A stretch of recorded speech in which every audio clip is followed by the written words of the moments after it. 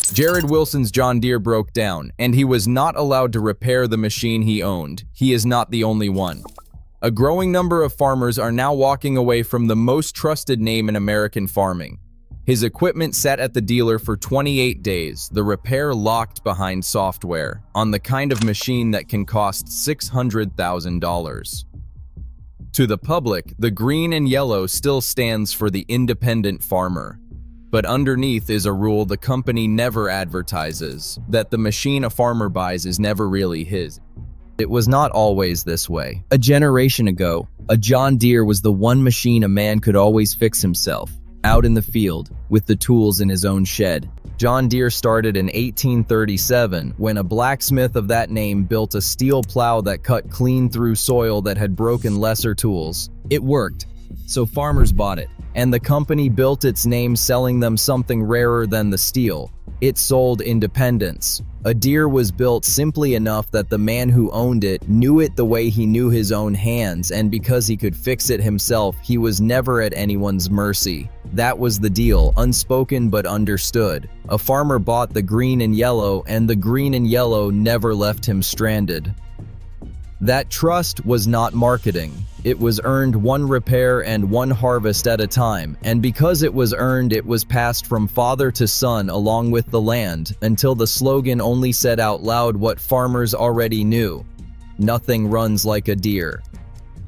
For most of 2 centuries, nothing did. And that trust, built slowly over generations, became the most valuable thing the company owned. But the very thing that built that trust, the farmer's freedom to fix his own machine, was the one thing Deere would quietly decide to take back. While that reputation held, the machines themselves were changing. The steel was the same as ever. Inside, the software had taken over. A modern Deere tractor runs on dozens of small computers, and the parts inside it have to be matched to the machine with code. Deere calls those drivers payload files. Drop in a new part, even a genuine Deere part, and the tractor will not accept it until the software gives the word. The software that gives the word lives on one tool. It is called Service Advisor, and Deere hands the full version only to its own dealers.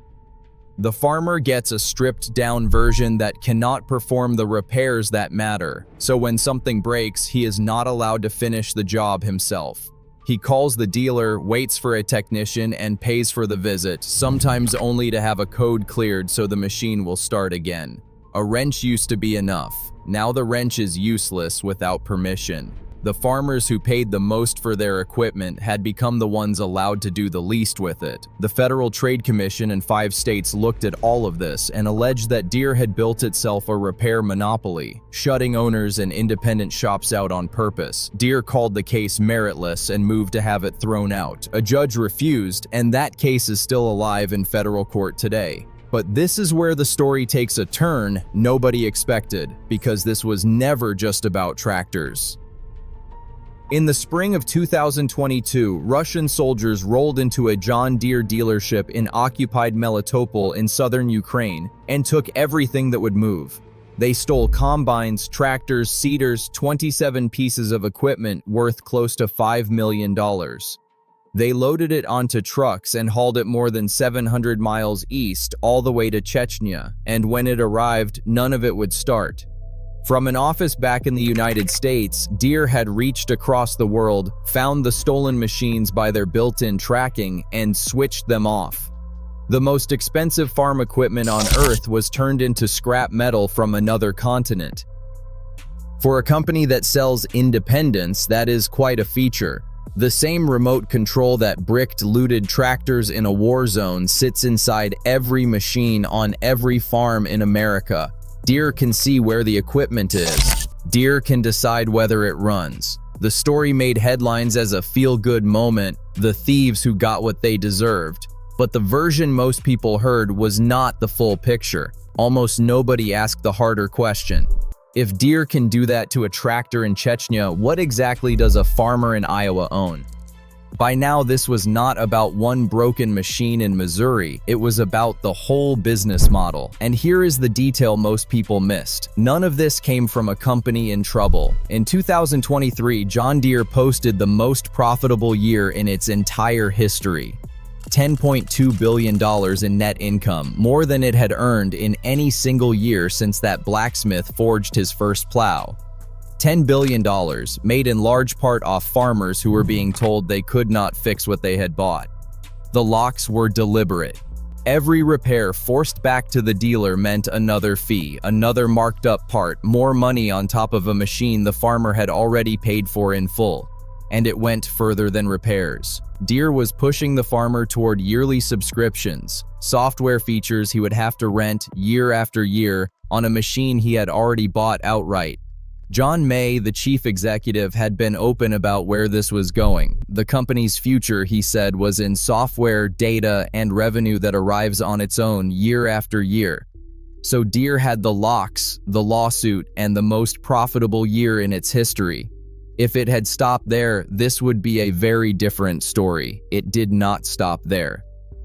In January of 2023, with the pressure building and farmers getting louder, Deere did something that looked like an answer. It signed a public agreement with the American Farm Bureau Federation, the largest farm group in the country, promising farmers better access to the tools and manuals they needed to fix their own machines. The headlines wrote themselves. Deere had listened. Deere had fixed it. It was the kind of fine print someone should have read. For a while, almost nobody did. The agreement had no force of law behind it. It was a memorandum of understanding, non-binding, with no penalty if Deere simply ignored it. Repair advocates took apart the customer version of the software and found it still could not do the jobs that mattered, and buried in the deal was the real prize.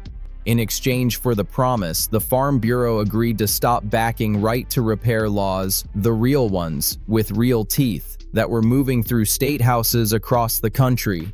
Deere had not handed farmers their freedom. It had used a signing ceremony and a press release to bury the laws that would have guaranteed it. The promise was the show. Stopping them was the point, and the headlines never caught it. And this next part is the one even Deere's defenders have trouble with. While the company wrapped itself in the flag of the American farmer, it was quietly leaving the American heartland. It started in Dubuque, Iowa, a town that had built Deere machines for generations, where the line went quiet and the work went away. More than 3,500 of those jobs disappeared across Iowa and Illinois between 2023 and 2025. At the same time, Deere was opening a new plant in Ramos, Mexico, and moving production there. Deere pointed to the billions it had spent on American factories and insisted the layoffs and the move had nothing to do with each other. The families watching their plant go dark while a new one rose across the border did not buy it. The most American name in farming was becoming American in name only. And after generations of loyalty, the farmers themselves began to walk away. Across the country, more of them are turning back to the old machines, the tractors built in the 1970s and the 1980s, from the years before the software locks. Those old workhorses now sell for premium prices at farm auctions, precisely because a farmer can still fix one in his own shed without asking anyone for permission. Others are moving to smaller rivals whose machines they are still allowed to repair themselves. The company that once sold independence had given its most loyal customers a reason to go looking for it somewhere else, and the ones who find it do not come back. By 2026, that pressure had caught up with the company. Deere agreed to settle the farmers' lawsuit for $99 million, along with a promise to open the repair tools it had kept locked for years. It admitted no wrongdoing. One of its own executives called the deal a reaffirmation of the company's commitment to customer choice, as though the locks had been a favor all along. Repair advocates ran the numbers, and the payout came to about 79 cents an acre. So here is the verdict on John Deere, a company that spent nearly 2 centuries selling the American farmer his own independence, spent the last 15 years selling it back to him, one locked fault code at a time until the machine he owned became a machine he only had permission to run. The farmer stayed loyal for 180 years. Deere decided that loyalty was one more thing it could charge him for and then leave behind. There is only one word for what happened to him. He was abandoned. Jared Wilson is still out there, still farming his 4,000 acres in Missouri. He knows the truth about what he owns now. The locks will come off in the end, but only because the lawsuits forced its hand. The company never changed its mind. The government's own case grinds on, and the laws Deere tried to bury are moving through the state houses again. But the trust that broke does not come back with a settlement check, and that is the one repair John Deere can no longer make. If you remember when the green and yellow meant a machine a man could fix with his own two hands, and you will not call the locked down version the same thing, subscribe. That is the whole channel. We will see you in the next one.